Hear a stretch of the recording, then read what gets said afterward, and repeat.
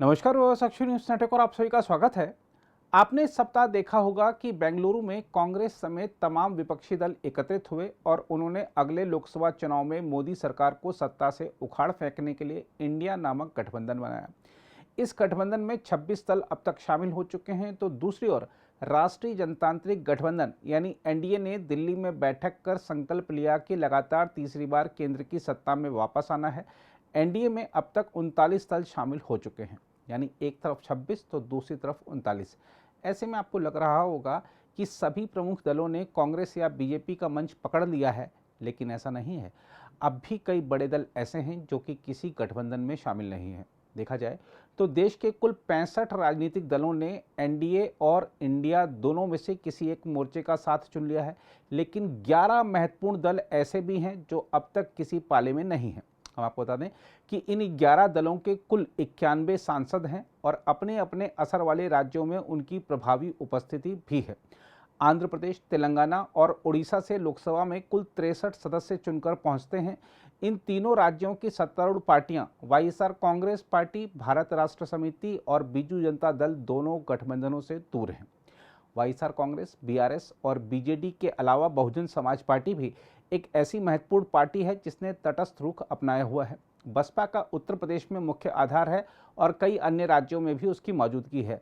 वह एक राष्ट्रीय पार्टी है और लोकसभा में उसके 9 सदस्य हैं। बसपा प्रमुख मायावती ने कहा है कि उनकी पार्टी 2024 के लोकसभा चुनाव के साथ ही राजस्थान, मध्य प्रदेश, छत्तीसगढ़ और तेलंगाना में विधानसभा चुनाव अकेले लड़ेगी। दूसरी ओर AIMIM, Telugu Desam party, Shiromani Akali Dal, all India United democratic front, Janata Dal secular, राष्ट्रीय लोकतांत्रिक पार्टी और शिरोमणि अकाली दल मान भी अभी तक किसी गठबंधन का हिस्सा नहीं है। हम आपको यही बता दें कि वाईएसआर कांग्रेस और बीजेडी ने ज़्यादातर मौक़ों पर संसद में सत्ता पक्ष के समर्थन में मतदान किया है। वैसे बीजेडी प्रमुख और ओडिशा के मुख्यमंत्री नवीन पटनायक ने राज्य में केंद्रीय योजनाओं को पर्याप्त समर्थन नहीं देने के लिए बीजेपी की आलोचना की है और पार्टी के सांसदों से संसद के मानसून सत्र में यह मुद्दा जोर शोर से उठाने के लिए भी कहा है। वहीं दूसरी ओर एआईएमआईएम प्रमुख असदुद्दीन ओवैसी का कहना है कि उनकी पार्टी के साथ राजनीतिक अछूत की तरह व्यवहार किया जा रहा है। उनकी पार्टी का असर हैदराबाद में है और वह देश के कुछ अन्य हिस्सों में अपने विस्तार का प्रयास कर रही है। आप बीजेपी को हराना चाहते हैं ना 24 में, तो फर्क तो दिखाइए, फर्क तो दिखाइए। क्या आप जो बीजेपी एजेंडा सेट करेगी उसी पर चलेंगे? आप फर्क दिखाइए। अब मुझे नहीं मालूम कि वो लोग उस पर बात करेंगे नहीं करेंगे, मगर आपको तो फर्क दिखाना पड़ेगा ना। मगर वो तो बड़ा एक्सट्रीम क्लब है, बड़े बड़े चौधरियों का क्लब है, उसमें असद ओवैसी जैसे अछूत को तो हमारा साहब ही नहीं पड़ सकता उनके ऊपर, वरना पूरे के पूरे उन लोगों को फिर क्या हो जाएगा नहीं मालूम। आपको कहीं ना कहीं टीस है कि आपको नहीं मेरे को बिल्कुल नहीं है। आप बीजेपी को हराना चाह रहे, हम भी हराना चाह रहे कि बीजेपी दोबारा 24 में सरकार ना बनाए और दोबारा भारत के प्रधानमंत्री नरेंद्र मोदी ना बने। हम तो कोशिश कर रहे हैं। मुसलमान तो बीजेपी को वोट दिया ही नहीं ना 2014 में, और 2019 जितना परसेंट था उतना 19 में था। वोट किसका जा रहा है बीजेपी? अरे वोट किसका जा रहा है भैया? बीजेपी को मेरा जा रहा है, वोट तो आपका जा रहा है। आप बताइए, और आपका जो कमिटमेंट है सेक्युलरिज्म पे, मगर आप हराना चाहते बीजेपी को। अच्छा ये बोलिए, हमारे मुख्यमंत्री को नहीं बुलाए? तेलंगाना के मामूली आदमी है वो, सियासत की शतरंज का शातिर खिलाड़ी है, आप उसको दूर कर दिए। ठीक है, करिए। उधर बहुजन समाज पार्टी प्रमुख मायावती ने घोषणा की है कि उनकी पार्टी 2024 के लोकसभा चुनाव के साथ ही राजस्थान, मध्य प्रदेश, छत्तीसगढ़ और तेलंगाना में विधानसभा चुनाव अकेले लड़ेगी। मायावती ने एक बयान में कहा है कि बसपा पंजाब और हरियाणा में क्षेत्रीय दलों के साथ हाथ मिलाने के लिए तैयार है, बशर्ते उनका सत्तारूढ़ एनडीए या नवगठित इंडिया गठबंधन के साथ कोई गठजोड़ न हो। उत्तर प्रदेश की पूर्व मुख्यमंत्री मायावती ने एनडीए के साथ ही नवगठित विपक्षी गठबंधन इंडिया की भी आलोचना करते हुए आरोप लगाया है कि उनमें से कोई भी दलितों और उत्पीड़ित वर्गों के अनुकूल नहीं है। सत्ताधारी गठबंधन व विपक्षी गठबंधन की अर्थात एनडीए व परिवर्तित किए गए यूपीए की बैठकों का भी काफी दौर चल रहा है।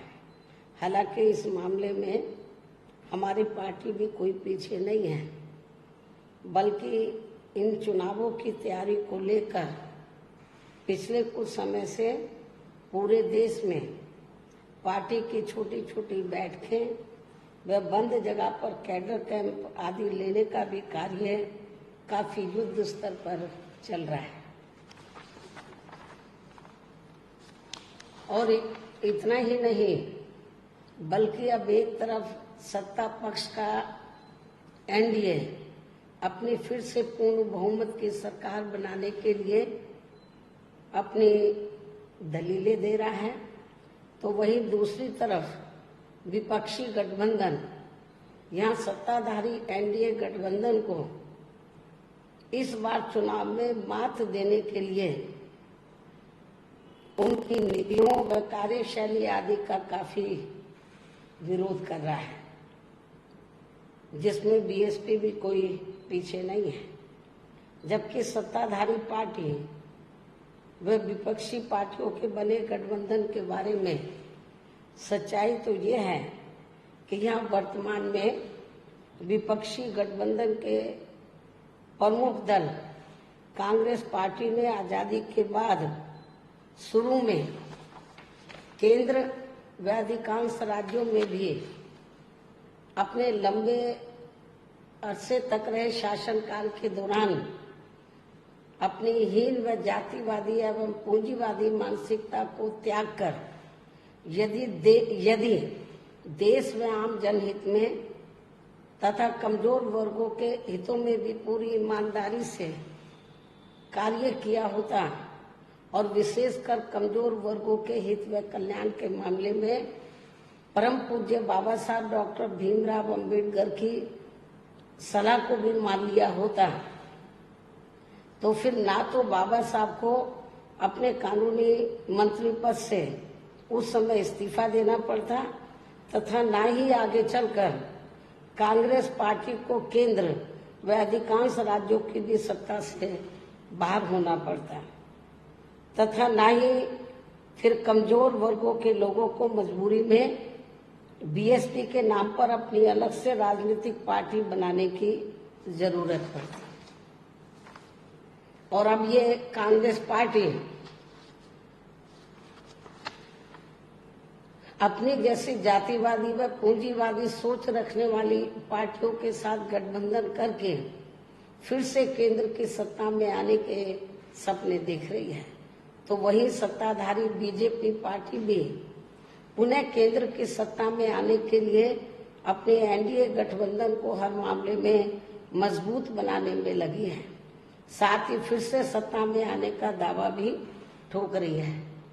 ये कह रही है कि इस बार बीजेपी और उनका गठबंधन 300 से ज्यादा सीटें लाएगा, इसका भी दावा ठोक रही है, जिनकी कथनी व करनी में कांग्रेस पार्टी की तरह ही कोई खास अंतर नजर नहीं आता है। कहने का तात्पर्य ये है कि अब ये दोनों बने गठबंधन यानी कि एनडीए व परिवर्तित किए गए यूपीए केंद्र की सत्ता में आने के लिए अपने अपने दावे ठोक रहे हैं, जबकि जनता को किए गए इनके वायदे व आश्वासन आदि सत्ता में बने रहने के दौरान अधिकांश खोखले ही साबित हुए हैं। वैसे भी कांग्रेस व बीजेपी एंड कंपनी के बने गठबंधन की अब तक रही सरकार की कार्यशैली यही बताती है कि इनकी नीति, नियत व सोच सर्व समाज में से विशेषकर गरीबों, दलितों, आदिवासियों, पिछड़े वर्गों, मुस्लिम एवं अन्य धार्मिक अल्पसंख्यकों के प्रति लगभग एक जैसी ही रही है, क्योंकि इन्होंने सत्ता में रहकर शुरू से इन वर्गों के मामले में अधिकांश कागजी खाना पूर्ति ही की है तथा जमीनी हकीकत में इनके लिए कोई ठोस कार्य नहीं किए हैं। लेकिन जब ये लोग सत्ता से बाहर हो जाते हैं तो तब फिर वे अपने वोट की खातिर इनके हितों में काफी लंबी चौड़ी बातें करते हैं। जैसे कांग्रेस पार्टी का गरीबी हटाओ का व बीजेपी का हर गरीब के खाते में 20 लाख रुपए पहुंचाने को लेकर कही गई ये बातें सत्ता में आने के बाद केवल हवाई व खोखली ही साबित होकर रह गई हैं, जिसकी खास वजह से ही बीएसपी ने सत्ताधारी गठबंधन व विपक्षी गठबंधन से ज्यादातर अपनी दूरी ही बना के रखी है। अगर आप भी लेना चाहते हैं देश दुनिया की तमाम जानकारी तो आज ही सब्सक्राइब करें हमारे चैनल को। साथ ही नीचे दिए बेल आइकन को जरूर दबाएं ताकि हर अपडेट आप तक पहुंच सके।